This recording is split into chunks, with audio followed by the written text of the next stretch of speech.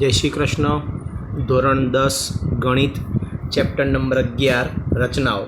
बोर्डनी परीक्षा में आ चैप्टर में 4 मार्कनी रचना पूछाई है। तो जोईए स्वाध्याय 11.1 दाखला नंबर 1। 7.6 सेमी लंबाईनो रेखाखंड दोरी तेनु 5:8 गुणोत्तर में विभाजन करो, बंने भाग मापो और रचनाना मुद्दा लखवाना छे। केवी रीते? तो सौथी पहला 7.6 सेमी लंबाईनो रेखाखंड दौरवानो छे। तो आपणे पहला अहींया 7.6 सेमी लंबाईनो एक रेखाखंड दौर दईए छीए। रचना विडियो में तमे जुओ ए प्रमाणे साथे ज दौरजो तो वधारे समझ पड़शे।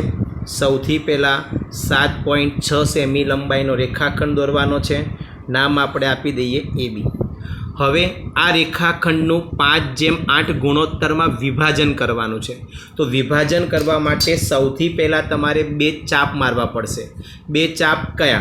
तो 2 चाप एटले अहींया आपणे 2 किरण दौरवा पड़शे। अने 2 किरण केवी रीते? तो जो अहींया पहला ए केंद्र लो, ए केंद्र लईने गमे ते मापनो चाप, ए केंद्र लईने आ रीते गमे ते मापनो चाप, आ ए मांथी जेटला मापनो चाप मार्यो छे एटला ज मापनो चाप बी मांथी नीचेनी तरफ आ रीते, बराबर। ए मांथी उपरनी बाजू, बी मांथी नीचेनी बाजू, आ रीते चाप मार्यो। हवे आ जे चाप मार्यो ज्यां छेदे छे, आ चाप ज्यां छेदे छे त्यांथी फरी चाप मारवानो એટલે 60 अंशनो खूणो बनावे। ए रीते अहींया पण आ चाप ज्यां छेदे त्यांथी फरी चाप नीचे मारशो एटला ज मापनो, माप बदलवानुं थतुं नथी, तो नीचे पण आपणने 60 अंशनो खूणो मळशे। टूंकमां उपर नीचे आपणे 60 अंशना 2 खूणा दौरवाना थशे। जो अहींया आ ए मांथी अने बंने चाप छेदे एमांथी एक किरण दौरीए एटले आ जे किरण दौरीशुं एटले खूणो बनशे ए 60 नो कहेवाशे। नाम आपीशुं AX किरण। ए रीते आ बी मांथी अने बंने चाप छेदे एमांथी आ रीते आपणे किरण दौरीशुं, बरोबर। नाम आपीशुं BY किरण। तो आ रीते आपणे 2 किरण दौरवाना छे, 60 अंशना खूणा बने ए रीते। आटली समझ पड़ी गई, बराबर। अहींया 60 अंशना 2 खूणा दौरवा माटे आ रीते बंने किरण दौरवाना थशे। हवे रकममां फरी एकवार जोईए। रकममां 5:8 कीधुं छे। 5:8 एटले उपर तमारे 5 चाप मारवाना छे, नीचे तमारे 8 चाप मारवाना छे। बीजुं आमां मुद्दा पण जोड़े जोड़े समझवाना छे। सौथी पहेलो पॉइंट कयो? जो अहींया 7.6 सेमी लंबाईनो रेखाखंड AB रचो। आ रेखाखंड जे AB दौर्यो एना माटे शुं लखवानुं? 7.6 सेमी लंबाईनो रेखाखंड AB रचो। बीजो मुद्दो, रेखाखंड AB नी बंने तरफ, आ रेखाखंड AB एनी उपर नीचे एटले बंने तरफ किरण AX अने BY, किरण AX दौर्युं अने किरण BY दौर्युं। तो आ बंने किरण एवा रचो के जेथी खूणो BAX, जो अहींया खूणो BAX, तो BAX आ खूणो अने बीजो खूणो ABY, आ बंने खूणा केटला अंशना थाय? 60 ना। आवड़ी गयुं?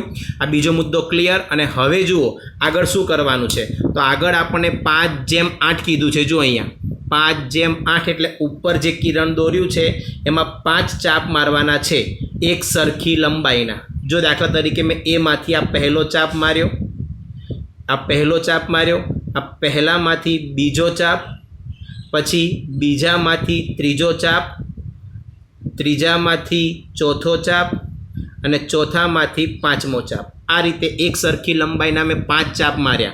माप बदलवानुं थतुं नथी अने एनुं ए ज माप नीचेना किरण माटे। नोट ऊंधी कर नाखवानी।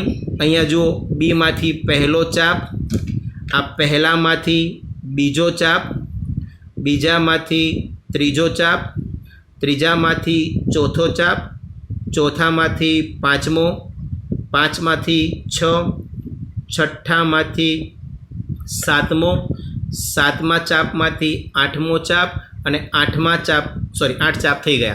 तो आ रीते ऊपर नीचे आपणे एक एक चाप मारवाना छे। सॉरी ऊपर 5 अने नीचे 8। तो ऊपर जे 5 चाप मार्या छे ने नाम आपणे आपी दईए A1, A2, A3, A4, A5। अहींया B1, B2, B3, B4, B5, B6, B7 અને B8। तो आ रीते ऊपर 5 और नीचे आपणे 8 चाप मारवाना छे। થઈ ગયું. ઉપર 5 અને નીચે કેટલા 8. અને હવે શું કરવાનું, તો 5મા ચાપ અને 8મા ચાપને આપણે જોડી દેવાના છે.